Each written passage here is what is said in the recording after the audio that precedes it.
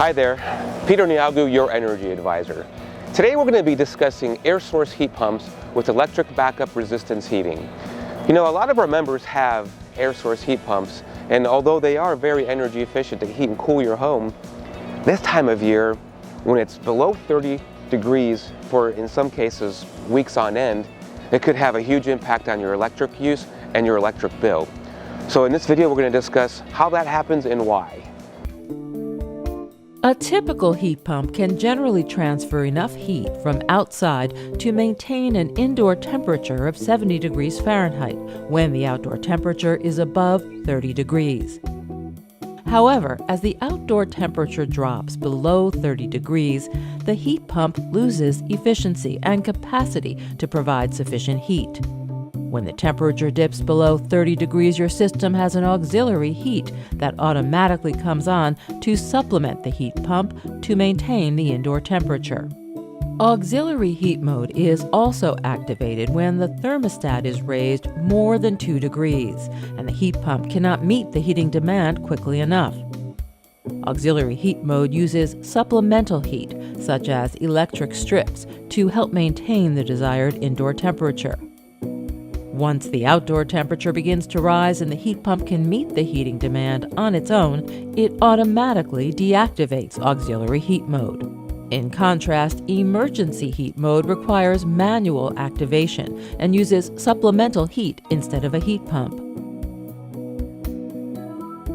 Emergency heat mode should only be turned on when there is a problem with the heat pump, such as persistent snow or ice buildup on the outdoor unit, or apparent signs of mechanical failure.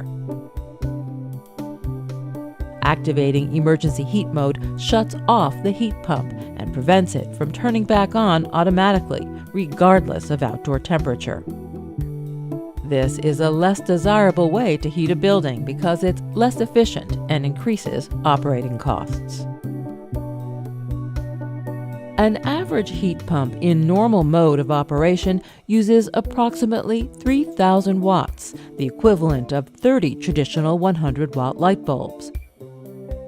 When supplemental heat is engaged, it adds on average an additional 15,000 watts, or 150 traditional 100-watt light bulbs.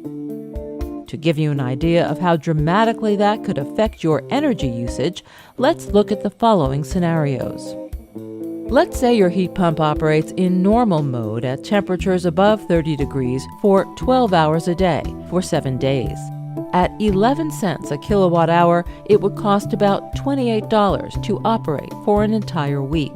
In contrast, let's take a heat pump that requires supplemental heat to maintain a comfortable home when it's 10 degrees outside. The normal mode runs continuously, doubling the initial $28 to $56. Now the supplemental heat of 15,000 watts is needed for approximately 12 hours a day for 7 days to help the system maintain the indoor temperature. Using the same rate per kilowatt hour, it would cost $139 for the supplemental heat, plus the $56, totaling $195 for just 1 week of operation. Okay, now that you have a clearer understanding of how your air source heat pump works, it's important to know that even if you don't make any changes in your house, or if you don't even touch your thermostat, this time of year, your air source heat pump will impact your electric use and your electric bill overall. And as usual, if you have any questions about your energy needs or energy concerns, feel free to reach out.